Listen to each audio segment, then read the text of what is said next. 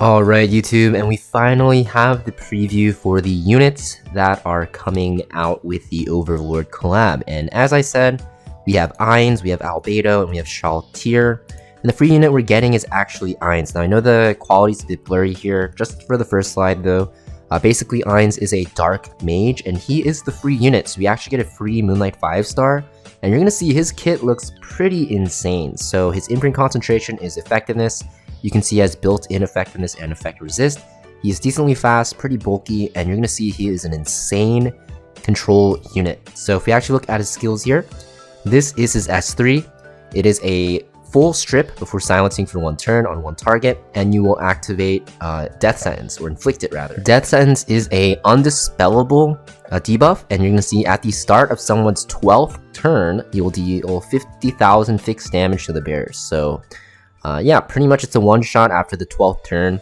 Obviously, this takes a long turn or a long time to actually occur, but yeah, it's very good in long fights. You're going to see that it might actually synergize well with this kit, but because you're going to see that Ainz actually really makes it easy to get into these long fights. Next, we have his passives. This is like the biggest thing about his kit. He makes damage suffered from light elemental enemies increase by 30%. So we all were saying how, light units counter dark with Savior Aiden, and they synergize very well. Well, now we have a dark unit that can actually counter those light enemies. And you're going to see when an ally is attacked, you have a 35% chance when you actually skill enhance this to activate Mana Barrier, which has a 3-turn cooldown. It is a full barrier to your team, and also you'll see that he gets a counter-attacking stance for 2 turns. And this barrier will scale with his health, which is a stat that you're probably going to be stacking on him anyways, because you're going to see with his S1, AoE attack, 25% chance to stun for 1 turn. You can soul burn this for an extra turn, and also you can use Abyssal Crown on him because he is a mage, and he just has basically almost a 50% chance on average to stun an enemy when he attacks, which is super annoying, and it's AoE.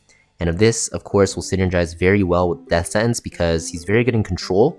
You can CC the enemy down and, I guess, pray until the 12th turn. Obviously, it's a very long time. I'm not too sure if this is going to be good because 12 turns is super, super long, but maybe it will. Usually, you don't really see enemies go to 12 turns, but I guess.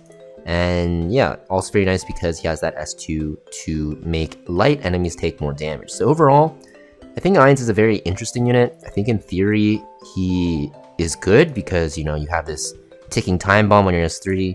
You have a barrier with a counterattacking stance, and you can counterattack with this AoE stun.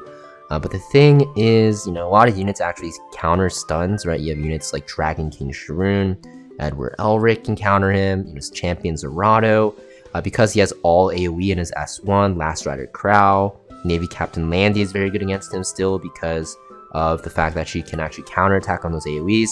Even though she will actually take more damage, she can still resist crits. So I'm not too sure how good he will be, but I think it's a very interesting concept for a hero's kit. Next, we have Albedo. She's an Earth Knight, pretty slow, but she is very, very bulky, and she has a ton of health and a ton of defense, and her imprint will increase her health even more. And you can see from her kit here, she looks pretty good. So her S3 is basically Asaria's S3. It's a full dispel.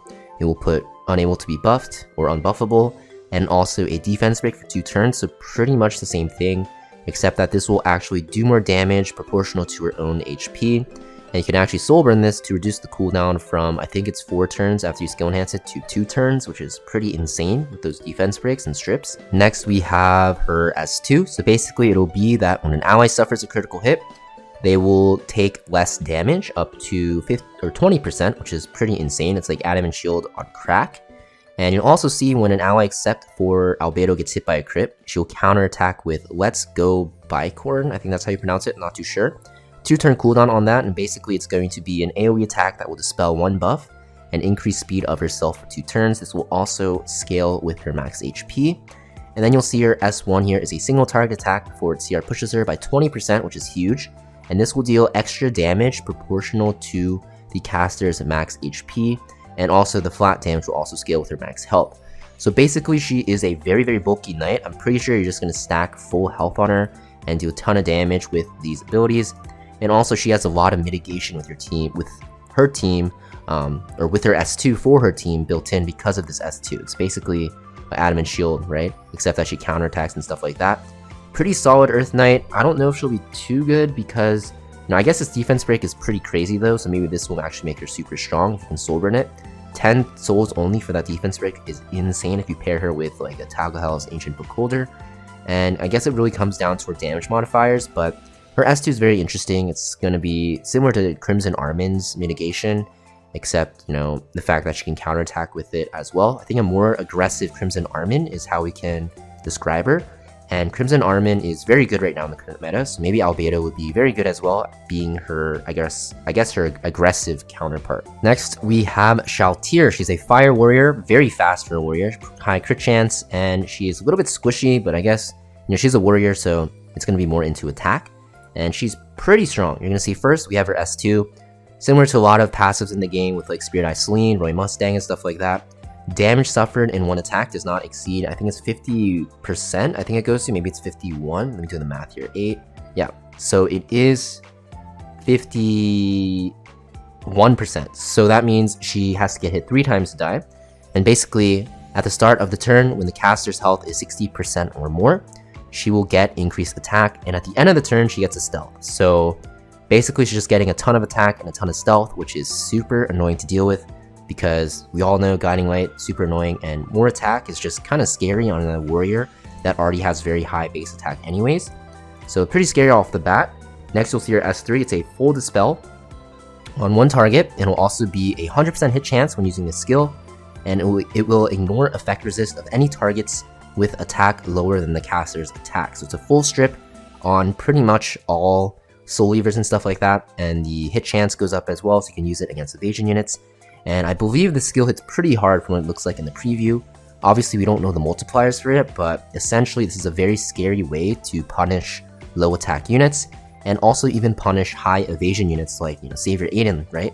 Savior Aiden is kind of getting countered a lot by these collab units, right? We have Ainz with the light units taking more damage, and we have Shaler here with this 100% hit chance on her S2, or her S3 rather, which will probably almost one-shot her, I'd say. So she is a pretty scary unit already. So next we have her S1. This will make her even more terrifying. So single target attack inflicts injuries for some reason. And you guys already know injury scale with how much damage you deal. And you can even soul burn this to actually injure even more. So she punishes low attack, Soul Weavers and Knights very hard, especially like Yulha and stuff like that, because she inflicts injuries. She also will punish Alaya as well very hard because, yeah, she'll, just do a ton of injuries and reduce her damage as well. And of course, she can't even get one shot by Alaya because of her passive, right? So you can kind of see her kit looks pretty insane. Honestly, you'll definitely probably have her on like Sigurd's Scythe or a Lifesteal set. She's a warrior, so Sigurd's Scythe does work, or even probably Golden Rose, but I think Sigurd's Scythe most likely because she scales very well with attack, and just seems very, very annoying to deal with. I don't know if you run her on lifesteal or speed, you'll definitely have to test her out on that. I for sure will. But just looking at her kit, she just looks annoying. She punishes slow teams very hard. Kind of the same with how Ainz punishes slow teams with his passive, and even Albedo as well, because I guess she is slow herself, but she can stack these defense breaks pretty quickly with her soul burn, and actually also, provide a lot of CR pushing for herself and do damage. So I think these collab units are kind of meant to actually punish the slow meta that is currently rolling around right now in Epic 7. Next, let's look at the artifacts. So I'm not sure how Ainz's artifact will be given out. I'm pretty sure it'll be free and everyone will get it. But basically you'll see that it's just flat effectiveness and effect resist increase, and you'll see the effect resist will go down with each attack suffered. And basically the reason why you want him on super high effectiveness and effect resist is because you want to actually land this debuff, right? Death Sentence, you want to land the stuns, and of course you want to actually keep up your counterattacking stance so you can actually keep AoE counterattacking. So pretty good on him for sure. I'm not too sure if you'd even put it on him. I'm pretty sure you just put him on Abyssal Crown if you want him to stun, because Abyssal Crown works on AoE, it just makes his S1 so much better. So I'm pretty sure even though this is good for him, Abyssal Crown will just be better. Next we have Albedo's artifacts. So you're going to see after you attack, you have a 100% chance at max limit break to deal additional damage to the target, and this additional damage scales with the caster's max HP. So it's basically Rocket Punch Gauntlet on a Knight, but now it scales with health. So this is going to be a must-have. You're going to want a lot of copies of this, and I'm not even kidding. This is going to be so good on so many knights because you can just make any knight in the game a damage dealer now. So I think Albedo will definitely be very good with this because she has built-in mitigation, and her S1 will probably hit like a truck, and her S3 will hit like a truck as well. But using her S1 on a defense broken target with her artifact will probably do a ton of damage. So this is probably the most broken artifact we've had from a collab ever.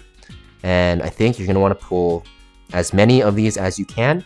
And you don't want to limit break them if you get multiple copies. Save your powder of knowledges for them. Not too sure what Smilegate was thinking, but here we go. Another Rocky Punch Gauntlet, but for health scalers. And as we know, there's way more health scaling knights than defense in the game. So not too sure what they were thinking. Next, we have Shaltyr's artifact. This is going to be when attacking with a single attack, you will increase your damage dealt and absorb the damage dealt by dealt as health. So definitely going to be used on her. That way you don't have to rely on being low HP, and that way you don't really need to rely on lifesteal sets. You just do more damage and you heal. Also extremely powerful. This artifact looks insane for a lot of warriors that do primarily single target damage because you don't have to wait for actually being hit down low. So I think this artifact will definitely be a must pull as well, and you probably also, alongside Albedo's artifact, want to get multiple copies and then use your bottles on it. So if you guys didn't save up your bookmarks, well, there's a ton of good artifacts to pull for and a ton of new units.